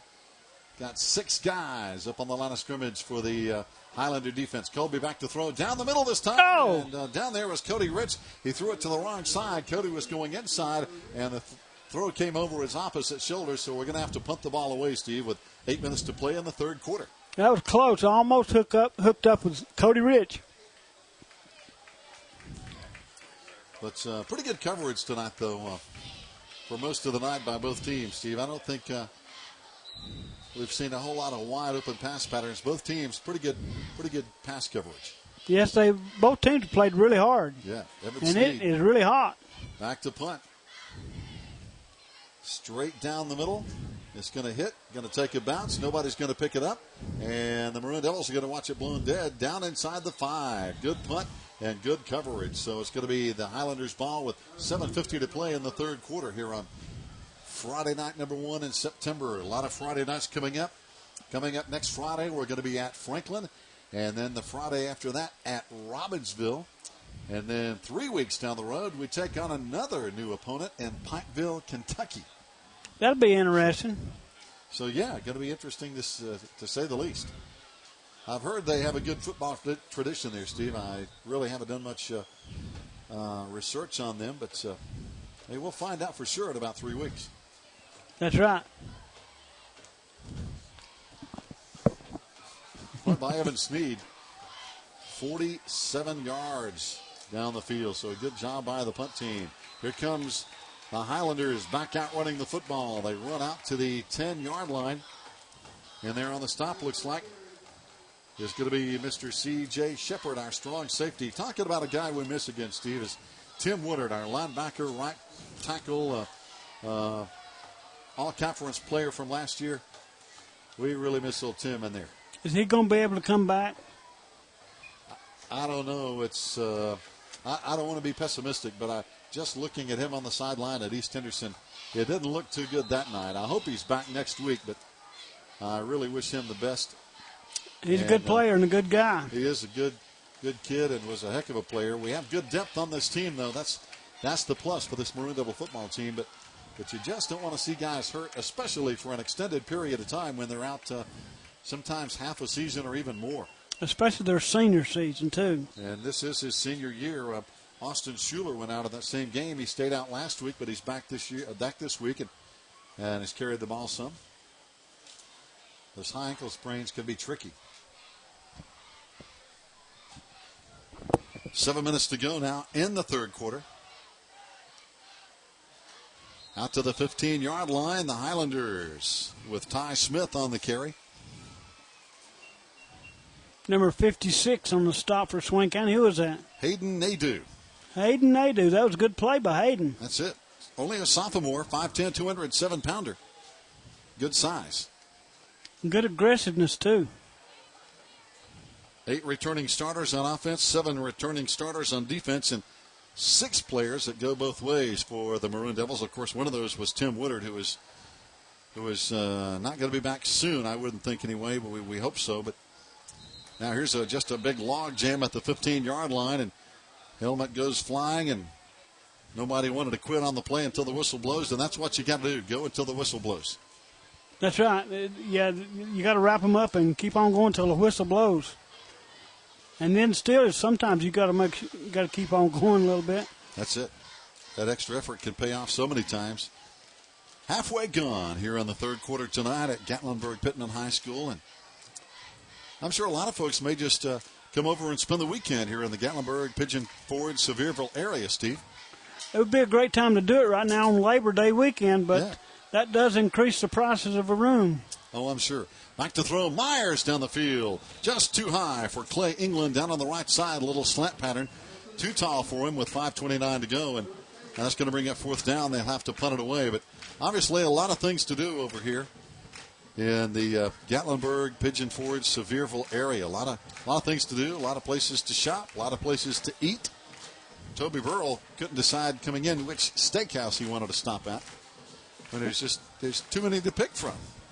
So, there's a bunch of them. And I think you ate at Calhoun's, is that right? That's right. Good place. Courtesy of Joe Benny Schuler. Thank you, Joe Benny. Well, that makes it taste even better coming out of his pocket. Good high punt. Matthew Manley going to track it down. He's going to return it. No, he goes out of bounds at the 50. Probably a wise move. They had him hemmed in over there, if you will, near midfield at the 5:19 mark of this third quarter. Of course, it went on Benji Schuler's credit card. I think he needed the miles. There you go. I knew Joe Benny would weasel out of that. There's no way he's going to pick up that tab because that's not a cheap place to eat. No, it's not. But hey, nowhere is cheap anymore. No. I don't care if you go fast food or a 5-course dinner. No place is cheap anymore. First down and 10. Talking about Benji Schuler. He's going to be elected to the Swain High Athletic Hall of Fame this year, along with the late Dr. Harold Bacon. One of my favorite guys, Coach Oz Waters. And one of our great cross-country teams going to be inducted into the Swain High Athletic Hall of Fame. Coming up in October, Colby Hyatt carries for 2 yards down to the 45-yard line. But Oz Waters coached basketball for many years, coached track for many years at Swain High, and just a really, really good person. A great guy. He really is. He's a pleasure to be around and just a lot of fun. He certainly is. All those people are well-deserved Hall of Famers. Yeah, and his wife Shirley is a really patient lady. I say that in jest, but she's a sweet person too. I mean that in all honesty. They are a fine couple. Yeah. 4:34 to play. Colby, option, tosses it out to Austin Schuler. Got the corner a little bit, but boy, I tell you, there's a late flag coming in, but a yard, maybe two, down to the 43-yard line. But again, the penalty flag down. Holding Against the offense, but I remember going up to the retirement party they had for Oz Waters up in the cafeteria up on what I call Schoolhouse Hill. And it was an emotional, very, very fun day. A lot of his former players actually showed up to bid him the best on his retirement party that day up at the Swain County Schools up on Schoolhouse Hill. And it was really a good day at Coach Oz Waters' retirement party that day. Remember it well. That's at the middle school. Yes, the middle school. There you go. One of his best players ever, Doug Clemens, showed up to wish him the best. And of course, Doug and Coach Waters had a lot of wins out on the basketball court. Handoff, going to be a draw play. This time it's going to be Cody Ellis. Carries back to the 50-yard line after the penalty. It's going to bring it now a 3rd down and 13. 4 minutes to play in one of the longest games we've seen in a long time. It's 9:17 or so, and we still have a quarter and a third to go, Steve. We'll get there. Just like that monkey with its tail cut off. It won't be as long now. You do have a point. Problem is, when you get older like we are, bedtime comes a lot earlier than it used to. I know it. It does, don't it? People our age can identify. That's all I'm going to say. You could stay up all night when you were a teenager and in your 20s, but not anymore. Colby Hyatt back to throw. Fires. Got plenty of air under it, and it's going to be complete to Josue. Down to the 17-yard line. Josue Otero had to stop and wait on it, but the ball got there, and a huge pass play for Colby Hyatt and Josue Otero. Josue's first reception, I think, of the entire season.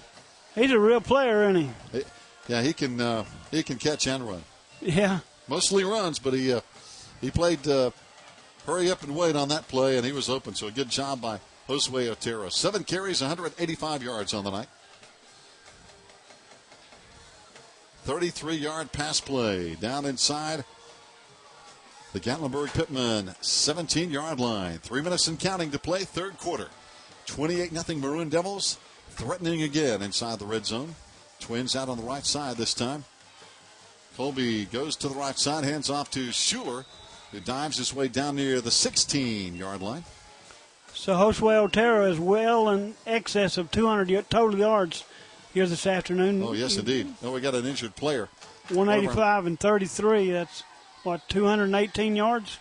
One of our linemen got up limping, and we're going to, I think maybe we thought about bringing him out. One of the guys got a helmet and ran over to the sideline, but they're going to maybe wait another play and see how it goes.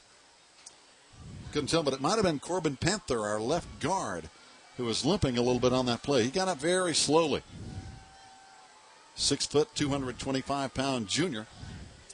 And the handoff goes to the right side. Corbin leads the way and going. Now there's a penalty flag down. Getting down near the goal line is Cody Ellis, but Steve, I think it's going to come back. He was right at the goal line. Yeah, penalty flag down, though. It's probably going to come back, I'm afraid.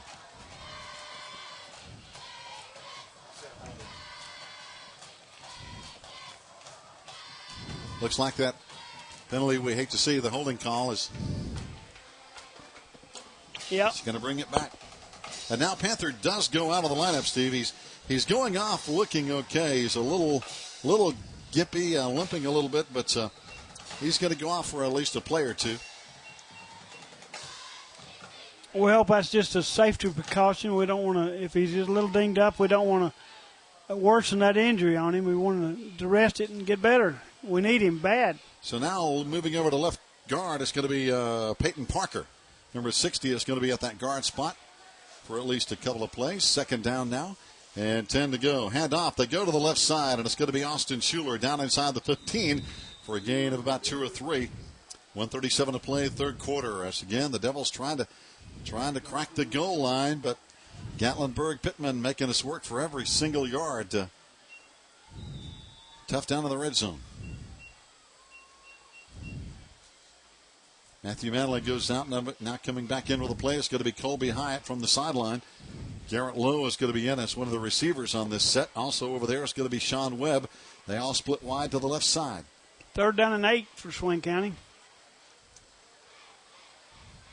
Strong side right.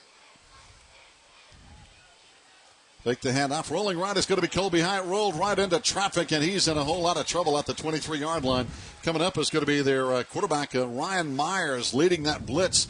Also helping on the tackle is going to be Ty Harrell. So Colby never had a chance here, Steve. He was doomed from the start on that one. He faked that handoff and tried to roll out to the right, but they were about 4 or 5 of them waiting on him. Yeah, nowhere to run, nowhere to hide. Now we're going to try a field goal, looks like, on what could be the final play of the third quarter. Evan Sneed coming on to play with under 30 seconds and counting. Matthew Manley, the holder. Now they're calling for, hey, look, guys, got to get lined up, and now we're going to have to use a timeout. So a timeout is called. 20 seconds to play third quarter. Our score, Swain 28, Gatlinburg 0. We'll be back after this timeout. 4th down now for the Maroon Devils as Evan Sneed will try to kick this one up, and this one is going to be up. And it's going to be way wide to the left side. That one coming from about 37, 38 yards. Wide to the left side. Going to be no good, and it's going to be the Highlanders football now. 1st down and 10 with 14 seconds to play in the third quarter. Steve, 28-0 Maroon Devil lead here on a Friday night in Tennessee. 14 seconds to play in the third quarter, and Gatlinburg will take over the football at, the 20-yard line? Yep. Let's run down some scores here quickly if we can. Ringo beating Murphy 21-7. These are not finals. Reynolds leading Owen 7-0. Cherokee leading Townsend, I think it is, 18-0. Hayesville beating Copper Hill 28-21. Hendersonville leading East Henderson 20-10. Again, those are not finals. Those games still in progress here on this Friday night. Could be the final play of the third quarter here if we can get the official out there. Where's he at? There he comes. He came running in from the sideline. He may have needed some water, too. He might have to go to the bathroom. So right now it's going to be Pittman running the football to the left side. Stampede left getting out across the 20-yard line. Well, nope, they say the forward momentum is going to be up near the 20. As coming up for the tackle is going to be Drew Husky, and they're going to spot it up near the 20-yard line. That's the final play of the third quarter. It's a 28-0 ball game. We'll be back for the final quarter right here in just a moment. Fans, welcome back. Fourth quarter here as we're trying to put the final touches on this one here tonight. But again, 12 minutes to play. A lot of things can happen. And Steve Moon, we're seeing a lot of new faces along the defensive front for the Maroon Devils. A couple of those include Tyler Cook up front. Now we have another whistle. And they're saying reset the clock. It's got 0. So also in there, some other names of interest. Austin Schuler playing on defense as a linebacker. Also up front there is Richard Dixon. He's a big kid, 5'6", but he weighs 230. Rolling to the right side, it's going to be Myers. And overshoots his receiver out there with a coverage by Drew Husky. It's going to be incomplete. He got a cramp. No, he's all right. Yep. His left leg's cramping. Yeah, gets up and tries to walk it off. And those cramps hurt, don't they? They really do. You think your leg's about to fall off or something. Oh, it hurts. Explode. Yeah. Not necessarily serious, but as coaches will tell you, and sometimes the kids don't believe it, you can't wait till Thursday or Friday to hydrate. You got to hydrate most of the week. That's right. You got to start drinking those fluids early, or you're going to be sorry on Friday night. Third down. 3 wide receivers now for the Highlanders. They air it out. Down there, it's going to be a jump ball. There is contact and a penalty flag down. Garrett Lowe down there on the coverage for the Maroon Devils. He was trying to shut down Blade Dermott. Both guys going up for the ball, and who's going to be called for the interference penalty? Should be on the offense because Garrett Lowe just kind of slowed down and let the receiver run up his back. Offensive interference. It looked like both guys went up for the ball, and the flag came out. Really heads-up play that time by Garrett Lowe. 6'1" senior. Again, 21 seniors on this team, Stephen. Toby Burrow might know better, but not many teams that we have had in recent memory that have had 21 seniors. I know, that's a lot of seniors. Yeah, you got to make do with what you got, and we got what it takes this year. I guarantee 21 seniors is a lot. It is. And that's a lot of leadership, and we need to see a lot of victories and a state championship out of this year's team. Swain County, I know, is really excited about this team. That is proof in the pudding by that big crowd we've got on the visitor side over tonight in Gatlinburg, Tennessee. And, of course, our last state championship back in 2004, that was a very senior-oriented team as well. Yes, it was. I don't know if we had 21 or not, but we had a lot. We had a lot of seniors on that team, and normally that bodes well. No guarantees, but I'd rather have 21 seniors than 2 seniors, if you know what I mean. Yes. Give me that senior leadership and that physical development and maturity. There's Matthew Manley, a good fair catch at the 35. We're going to have them all in good shape here, Steve. And with 11:32 to play in the ball game, we get them all back with a 28-0 lead over the Highlanders. Need to run the clock now, and the clock is definitely Gatlinburg's enemy. Still a lot of time left. We don't want to take anything for granted, but we shouldn't have any problem from here on out. And again, I want to thank everybody working with us tonight. J.B. Jacobs, for one, back at the studio at WBHN. And, of course, Joe Holt manning the camera and all the technical end over here, keeping us on the job. Down the right side, it's going to be Garrett Lane, and he's down to the 20-yard line. It's a first down, Maroon Devils. Toby Burrell providing all the stats here tonight, and they are pretty much our way. Rushing right now, 33 carries, 275 yards. 25 carries, 96 yards for Gatlinburg, Steve. So big edge in the rushing stat. Garrett Lane, another guy that shares Larry Zonka's old number 39. Yep. And he runs a lot like Larry Zonka. He's hard-nosed, straight ahead. And, he just soon run over you, just run around you. You know, interesting. You left talking about Franklin. We play Franklin next week. At one point, Larry Zonka had a house over in Franklin. Did he really? He lived over there for a while. He sure did. Back in his glory days with the Dolphins, if you will. Of course, I guess he had several houses back then. Here comes Josue. Touchdown, Maroon Devils. Nobody got a hand on him. He's in the end zone, and he was just too quick once he got his motor going. He's having a monster night. Yeah, as Toby Burrell said a long time ago, it's a career night for Josue. That's going to put him over 200 yards, I think, unofficially, with 11 minutes to play in the ballgame. 205. That was a 20-yard touchdown romp by Josue Otero. He had 185, and that puts him at 205. On 8 carries. And these people in Tennessee are going to remember the name of Josue Otero, I guarantee you. Now, of course, Gatlinburg Pittman High School will be coming over to our place next year. Home and away series. Evan Sneed for the point after touchdown has it up, and it looks okay. And it is with 10:51 to play. It's a 35-0 Maroon Devil lead. Stay tuned. More football on the way after this timeout. Evan Sneed has had a busy night tonight for the Maroon Devils as he has been putting his toe to use a whole lot tonight as he boots this one line drive. Taken at the 6-yard line by the Highlanders. Back out to the 15, 20, 25. Out across the 29-yard line. Good field position again for Gatlinburg Pittman High School. 10:40 to play with a 35-0 Maroon Devil lead here, Steve. Ball. The words of the immortal Skip Carey. If you'll patronize our sponsors, you now have my permission to walk your dog. Yeah, that's funny. That is a great story Toby Burrell shared with us on the way over here. In one of those games when the Braves were terrible back in the day, late in the game. And that's a long time ago. Yes. Thank goodness they're a whole lot better than they used to be. They've been good for a long time. They have. Handoff right side. Boom. There's a big tackle over there, and that's number 39 again, Garrett Lane, as he put the stops on Ty Smith.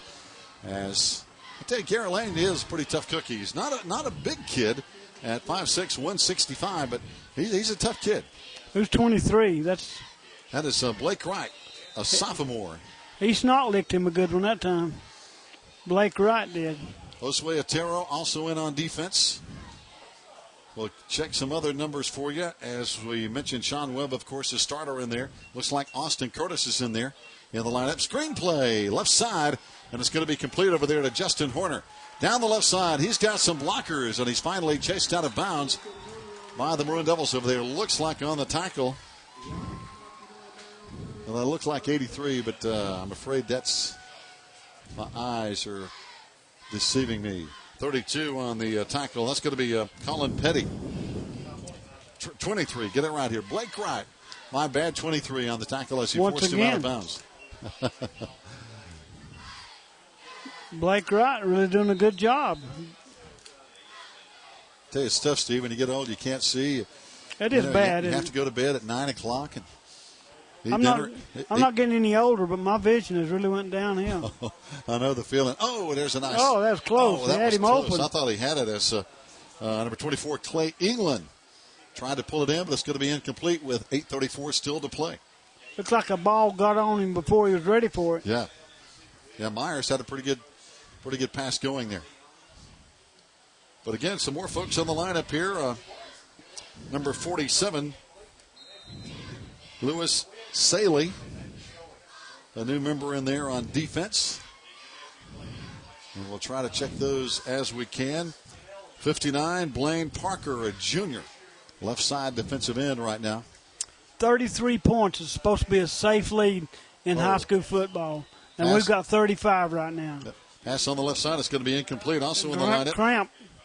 Another cramp. Zach Weeks is in there, Steve. Zach Weeks, 6 foot, 220-pound sophomore. He's a lot better looking than his dad. Is that Glenn's boy? Yeah, that's why I'm saying that. Bless his heart. Yeah. a burden for life, huh? Glenn is a fine young man. I really like Glenn Weeks. Oh, you better believe it.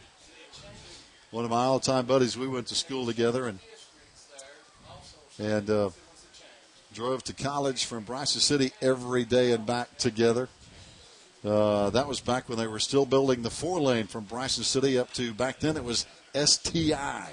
Was the main street in Bryson City, was it paved at that time, or was it still a gravel road?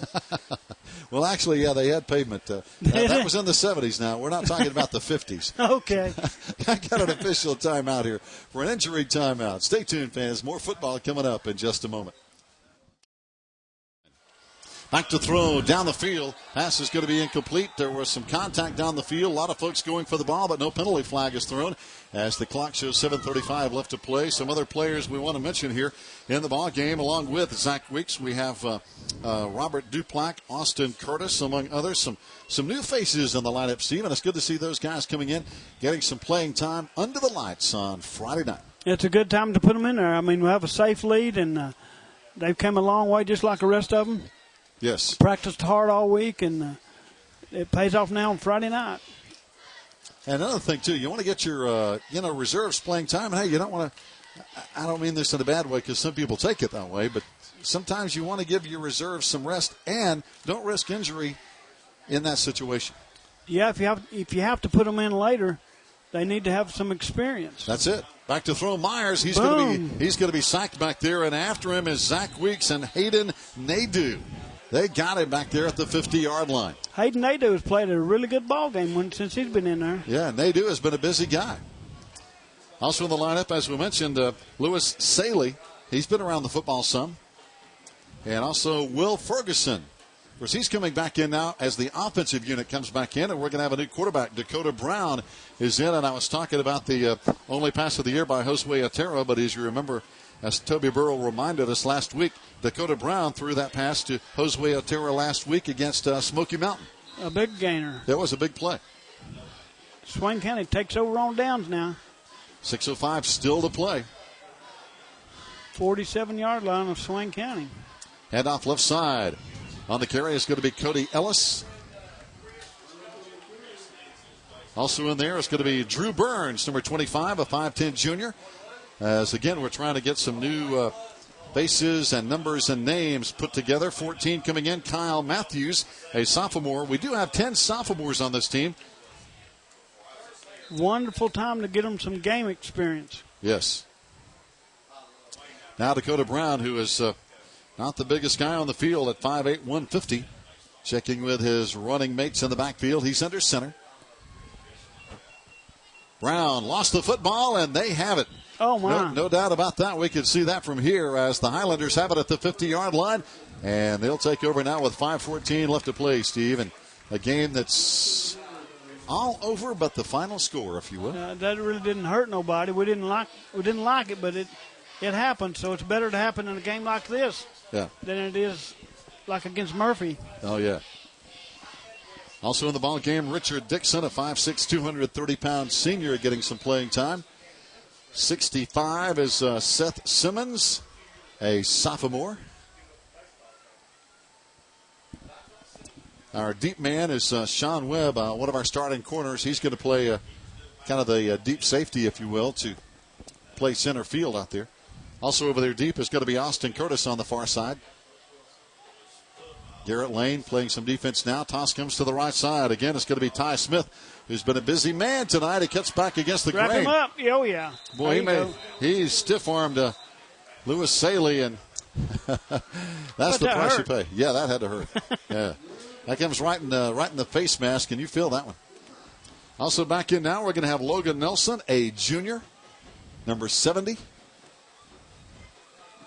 Second down and short for Gatlinburg.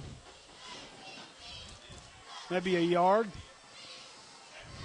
Don't forget now, fans, coming up next for the Maroon Devils, the Franklin Panthers. At last check, they were beating T.C. Robertson, both outstanding football teams. You talk about some big linemen. T.C. Robertson is loaded. But right now, Franklin leading in that ball game. So if we win here, if Franklin wins tonight, two undefeated teams will clash over at the Panther Pit next Friday.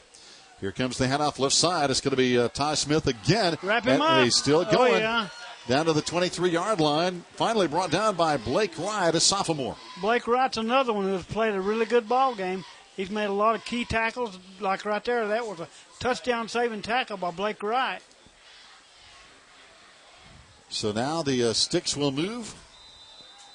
But looking around the stadium, not a whole lot of folks have left. A lot of folks hanging in here right till the end to see football. Of course, it is a long weekend, and we hope everybody has some time off to enjoy it. Going to a football game, especially this far away from home, it's kind of like eating on a buffet. You want to get your money's worth, so you want to get all the enjoyment you can out of it. And I've got to eat three or four plates full. Left side, getting close to the end zone, but being forced out of bounds over there is going to be Clay England for the Highlanders.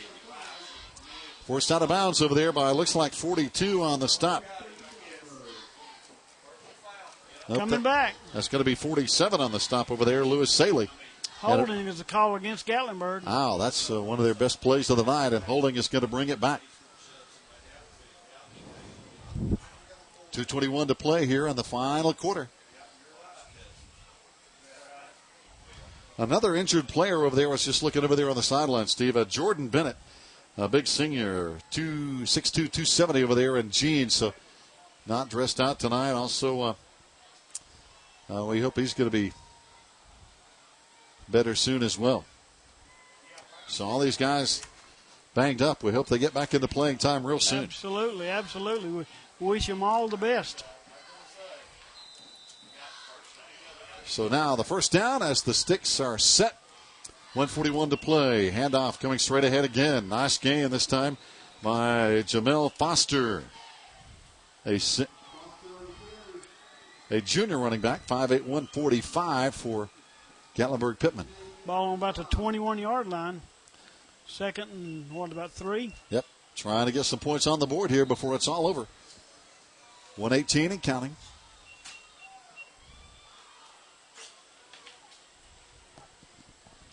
Again, it's been a very physical game. A lot of hard hitting out there. Very physical from the get-go here tonight. Myers back to throw again, rolling to the right side. Got pressure, throwing in the end zone, out of the end zone. No, it's caught. Oh, it's not caught. I'm sorry. Thought he had it. He turned and had his hands on the ball for a moment, Steve, but right in the far corner of the end zone. A tough play, but he was open momentarily, and that was almost 6. He just forgot to hold on to it, didn't he? That's it. Had a shot at it, but he was off balance and couldn't keep his balance and hang on to the ball. So now, 35 seconds and counting. Clock is still running. So, Steve, want to remind our fans again before we leave the broadcast, next Friday on the road at Franklin. After that, on the road, at Robbinsville. 2 consecutive more road games. Myers rolling again, looking for the end zone again. He's going to fire, and it's going to be up for grabs, and it's going to be knocked away. And now the clock will run out, and 4.4 seconds left to play. Time for one more play here before we hang it up tonight. Clock stops on an incomplete pass. And they're going to call a timeout to talk it over and try to get a scoring play. Now they're going to go ahead and send the play in, so we'll keep it right here. Time for one more play. Might as well take a knee. Hey, but I guarantee you, well, now they still signal timeout, but the guys are back on the field. They're ready to run the play here. I mean, they're in the huddle ready to go. Well, now they're going to say, okay, we'll give you the timeout, and we'll keep it right here as officials couldn't make up their mind. Yeah. But Gatlinburg was in the huddle ready to go, but I guess once you call the timeout, you got to take a break. Hey, we're getting to see the coaches on the TV screen here tonight. I don't know if that's good or bad. There's Jeff Marr. That's a scary thing. It is, isn't it? Hey, he was on. He was trying to be on Dancing with the Stars. I don't know if you knew this, but he was in that dancing show they have with the theater arts program at the high school a year or so ago. But he didn't make the cut, so he didn't make the TV cast of Dancing with the Stars. But maybe he can continue to work on the situation. Here we go. Final play of the ball game. Throwing it for the end zone, up for grabs, and it's going to be intercepted, and that is all she wrote. It looks like Austin Curtis picked it off, and see, that's the way it's going to end up here tonight. 35-0, our final score, as the players will shake hands, and next year, as you know, the Highlanders will come over to our place over at Swain County Memorial Stadium and return the home and away series. So we look forward for them to come over to Swain County and play some more hard-hitting football, because we saw some hard-hitting football here tonight. Yeah, they're hard-nosed. They played a hard ball game, a tough ball game. Swain County was just a little bit tougher tonight, but it'll be a good contest, I'm sure, again next year. But right now, we look forward to seeing all you guys out next week in the Panther Pit in Franklin, North Carolina, as our Maroon Devils, undefeated, 3-0 on the year, go against the Franklin Panthers next Friday night.